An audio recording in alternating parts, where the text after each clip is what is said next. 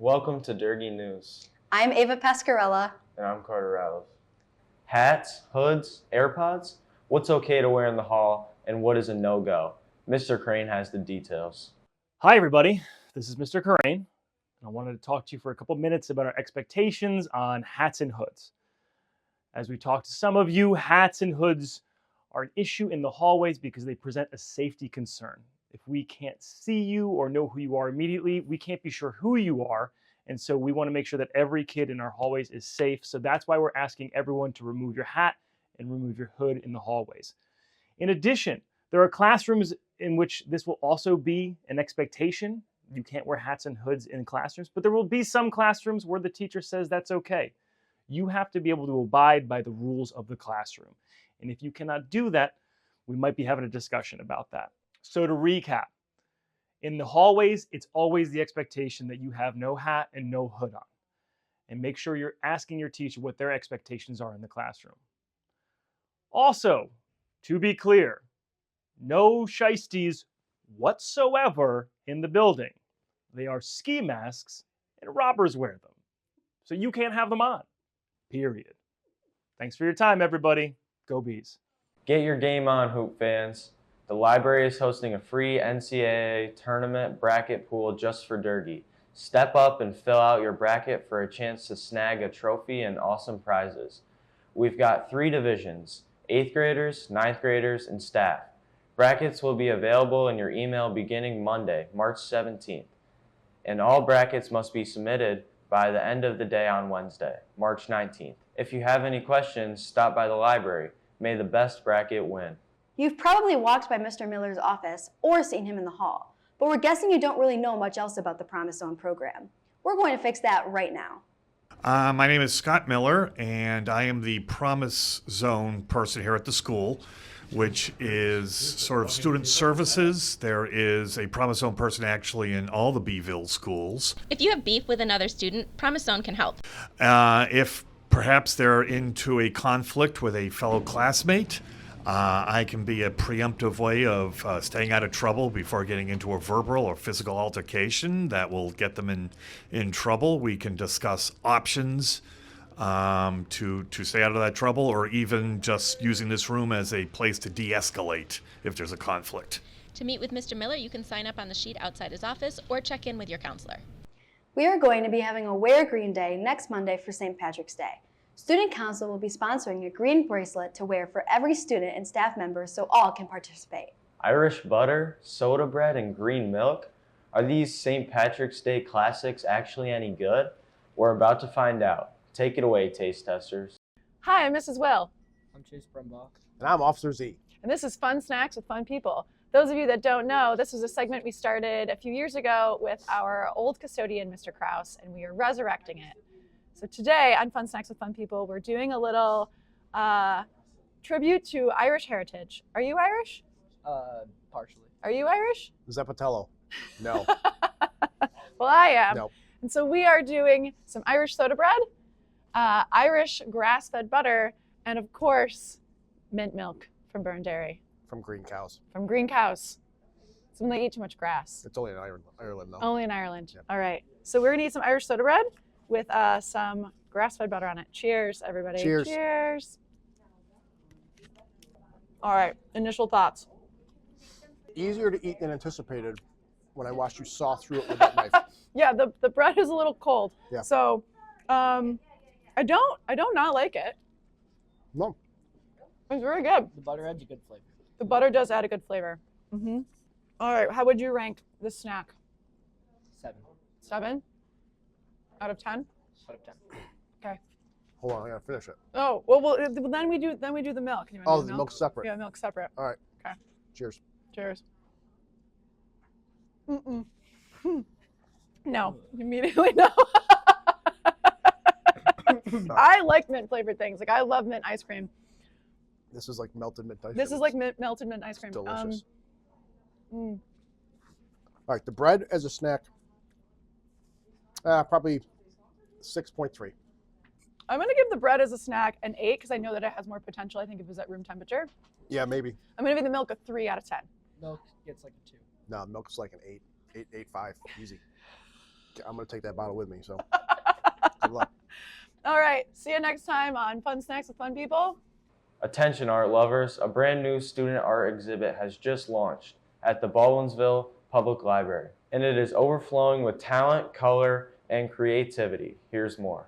More than 36 pieces of art created by Durgee students are currently on display at the Baldwinsville Public Library. The art includes drawings, paintings, photography, and digital works. Last week, the library hosted a reception to kick off the month-long exhibition. Most of the works at the show were created for art class assignments. For this assignment, we use Scratchboard, and to use the Scratchboard, you have to scratch away at the black wax on top to reveal the white underneath. And we use that to work on dimension and shadow with the white and black values. During class, students learn new techniques and how to work with different mediums. I did a landscape painting, and I used acrylic paint and the dotting method, and I did a complementary color scheme because I thought it was pretty. Stop by the public library to check out the exhibit now through the end of March. Remember Valentine's Day when Student Council sold candy? They were able to raise $300, which we're donating to the American Heart Association. Additionally, any candy left over from the sale was sent to Soldiers Angels, an organization that helps both veterans and active service members. The competition is heating up in the Durgee trials. This week, we cut our competitors from 20 to 15 with high-stakes game of Simon Says. Let's take a look at the action. What's the hardest part about Simon Says? Everything. How do you feel about your chances today? I think it's about this much. What's the hardest part about Simon Says? Listening. What do you feel about your chances today? I feel pretty good. What's the hardest part about Simon Says? Trying to figure out the difference between Simon Says and when there's not. How do you feel about your chances today? I think it's 50-50. There will be 4 teams of 4 that you can choose on your own accord. One person will be Simon, which I think is Luke right here. You just have to follow the directions.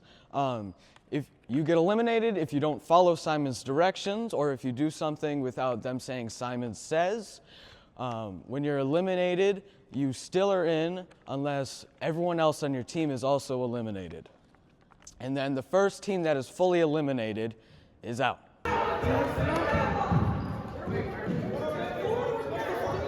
Someone says touch your head. Someone says touch your shoulders. Touch your knees.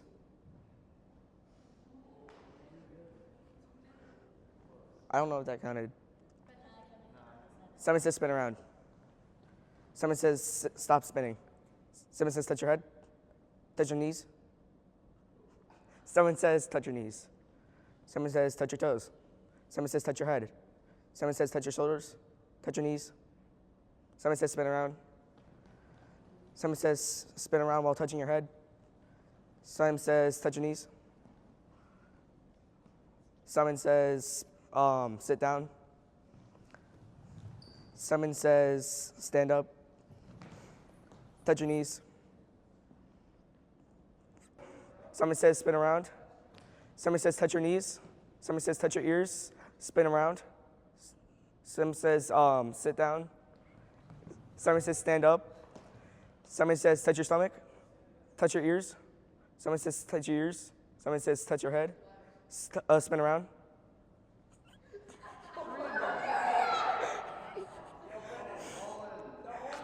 Someone says touch your legs. Someone says touch your feet. Someone says touch your head. Touch your ears.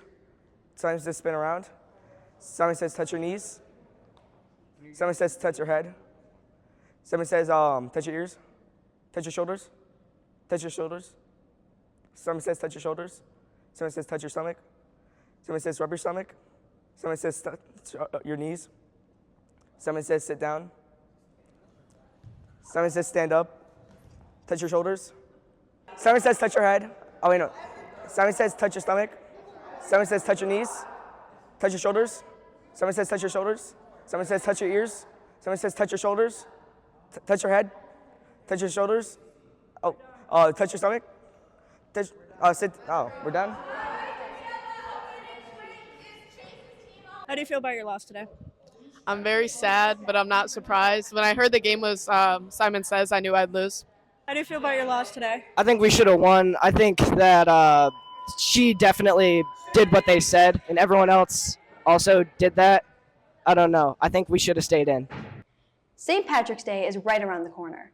We want to know, do you have the luck of the Irish? What's the luckiest thing that ever happened to you? I'm unlucky because I feel like stuff is always randomly happening to me and I don't know why. I'm unlucky because I've gotten like 6 new Chromebooks this year. I think I'm unlucky because I always trip and fall a lot. They just got hot sauce all over my pants. I cut my hair off. One time I was skiing and like the line of kids that they're training just came and smashed into me. I got double bounced out of a trampoline and broke my arm. Because I got a 48 on my math test, but I studied like very hard. Because I got a 3.5 on my quiz.